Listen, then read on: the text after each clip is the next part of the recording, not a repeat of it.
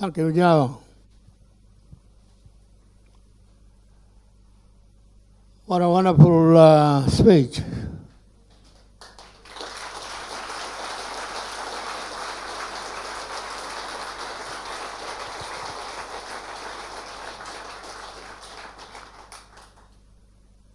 Just make sure it doesn't come out of your fingers. And you run out the markings and you forgot. You won't forget. Because I met yesterday. I spoke to the same group of people and maybe more. And I spoke so little about Captain Phillips. He spoke on Jawa spoke on the Constitution and all the important stuff that goes with it. And these are the words that tricked the Yolngu people.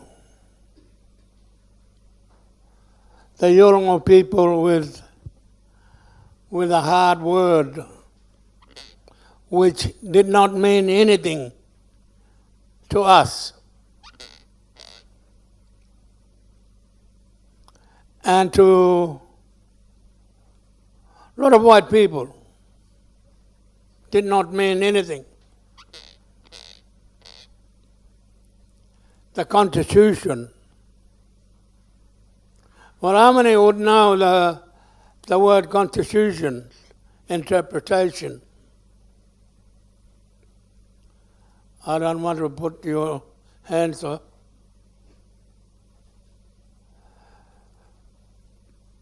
But just for instance, how many of you would know?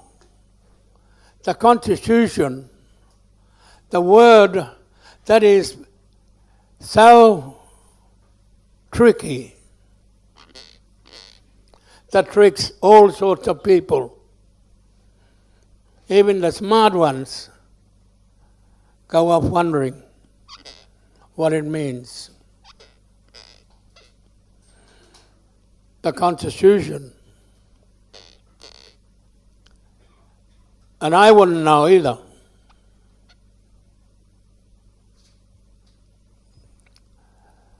It means a paper whereabout it's written down some of the law that we can't spell, that we can't read.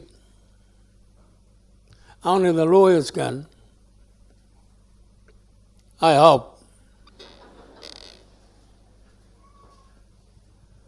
And if they don't,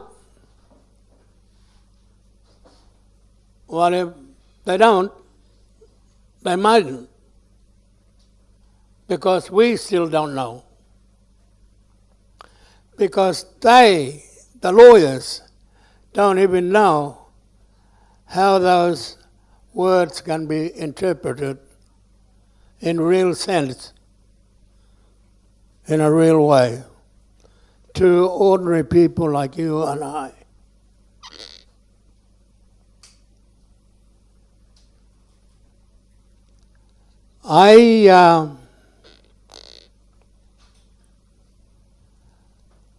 I talked about yesterday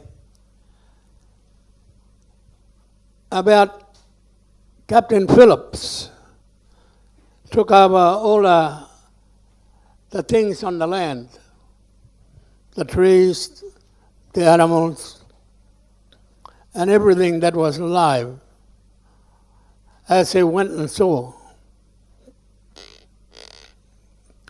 And he didn't pass anything on Aborigines.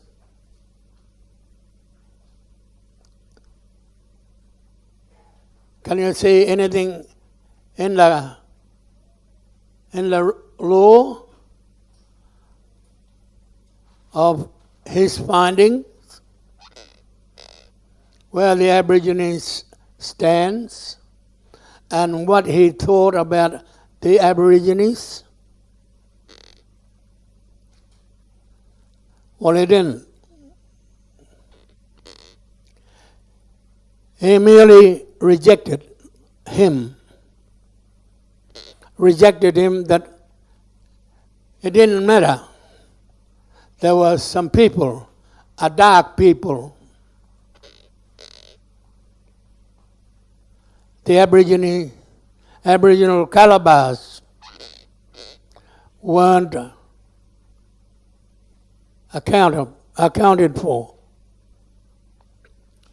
They were accounted for the kangaroos, the wallabies, the trees, the flowers, the lizards, the birds. And you go through the bush and you see him fly, you see him jump around. That's what he's talking about. That's what he's going to England to sell. The Captain Cook, the idea that he owns it. And don't worry about it. He was there in person, somewhere in Queensland, and got everything under that flag that he hosted for his king.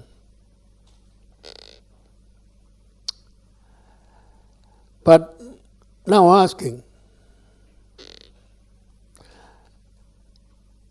one thing he forgot to ask, one Aborigines, or two Aborigines, or three Aborigines, can he have one kangaroo for a king? Then they would have quite easily jumped about and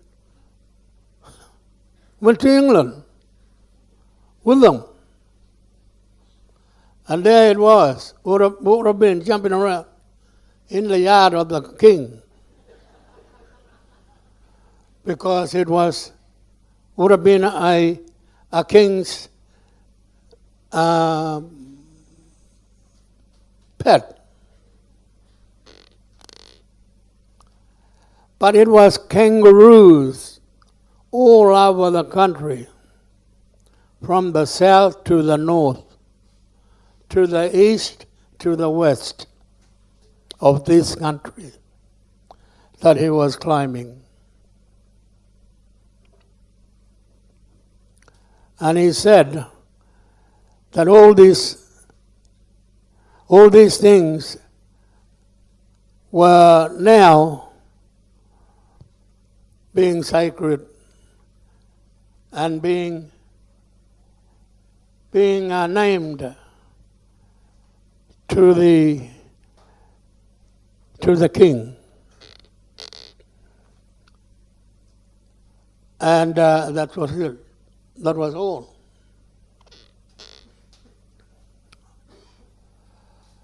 Now the Aborigines had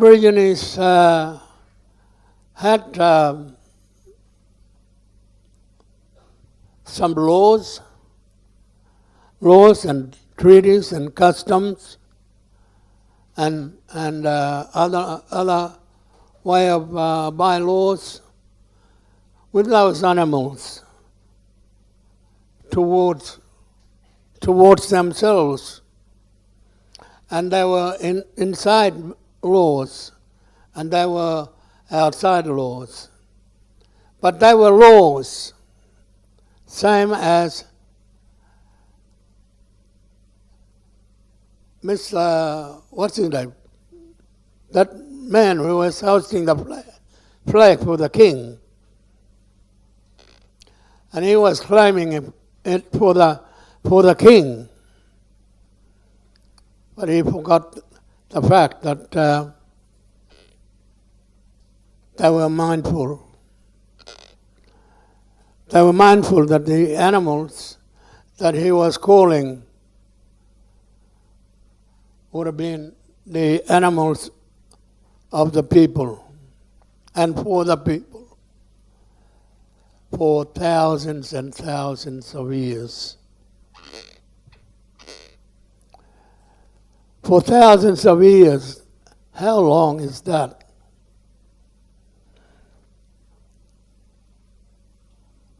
And just take kangaroo for instance.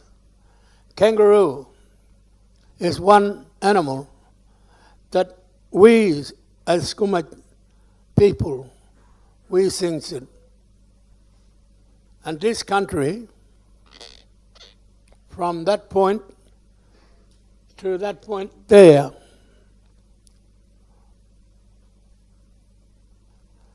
it made it. It made, the kangaroo made this country.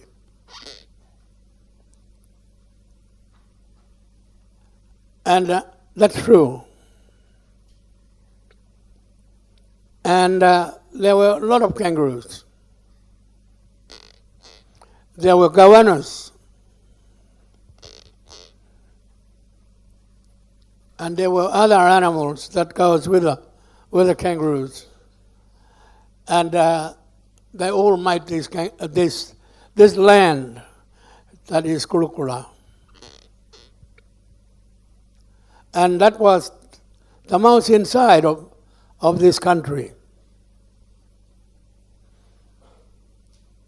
Inside those animals were the inside of the word constitution.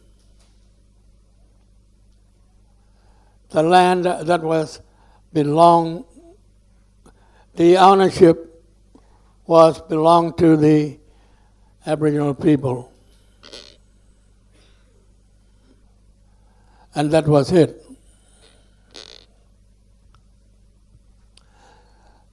Yesterday I would have told many of the Balanda people who were observing and listening to my talk. And I thought I would have told some stories about kangaroos on the land. And kangaroos that man who hosted the flag in Queensland on the behalf of the Queen, the King. No, wipe that one off. It wasn't a dreaming story. It was a story of the kangaroos in real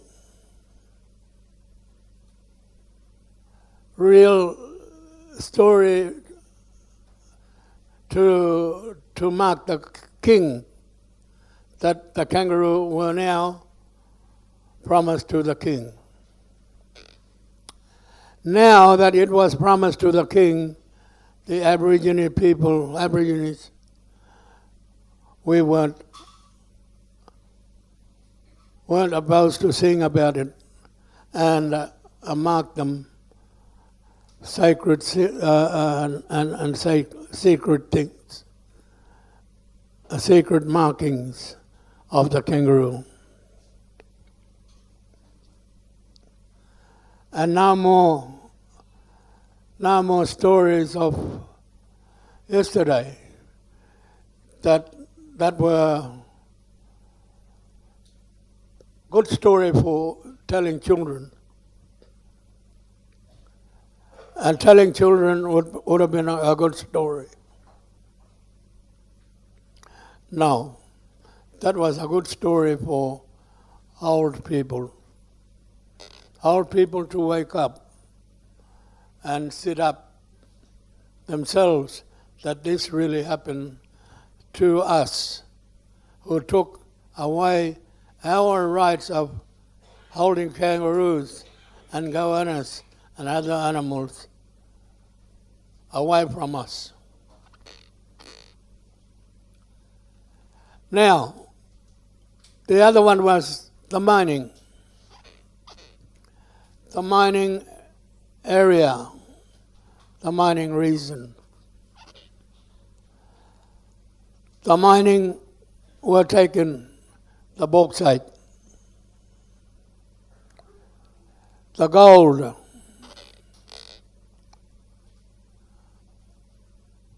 they were both taken away from Aborigines.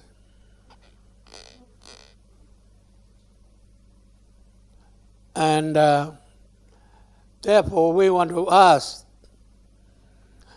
try and get these items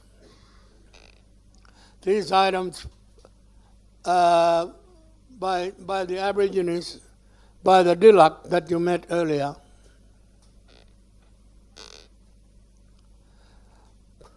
That we are asking the government, that we want to ask the government to get these items back. And we want to get them by our rights, by constitution. If that constitution works for them, it should work for us. Thank you.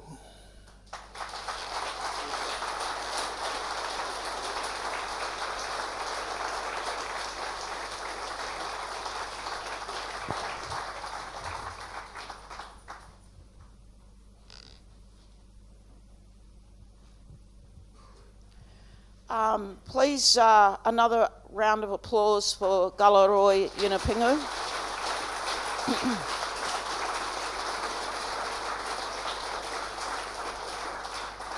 So in closing this session, I'll just remind you that here we are at the Galarrwuy Key Forum area. And Galarrwuy has been talking about Galarrwuy because it's the sacred red kangaroo, one of the sacred ancestors who makes up this spiritual landscape that in itself constitutes the constitution of the Yolngu peoples. And also this morning, Yunupingu and Jawa introduced the Dilak, which is the Yolngu government.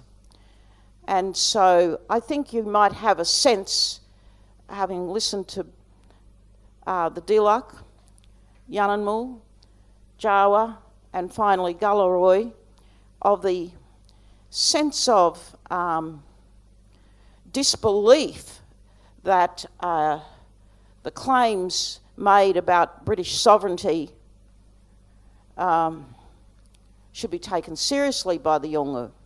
So Galarrwuy has been informing himself about the history of this country, Captain Cook, Arthur Phillip, the making of the Australian Constitution, the instructions from the British government, the exclusion of Aboriginal people from the Constitution, and the very long history of contempt for Aboriginal constitutions and governments, and a failure to understand that they exist here. And I think what we should do as we proceed with the day is remember just how insulting it is to assume that there is no religion here, no constitution, and no government. Of course there are, and you've seen all the evidence of it here. And could I also say that you are very fortunate, because years ago, many of us had to wait for years to hear about these very sacred matters, these very important matters, which are teachings that are graded over a person's life. And I think you've been introduced to a part of the religious, philosophical and legal traditions of the Yolngu today in a way that the rest of us had to work very, very hard to come to understand. So how fortunate are you? So another round of applause for everybody who's been here this morning.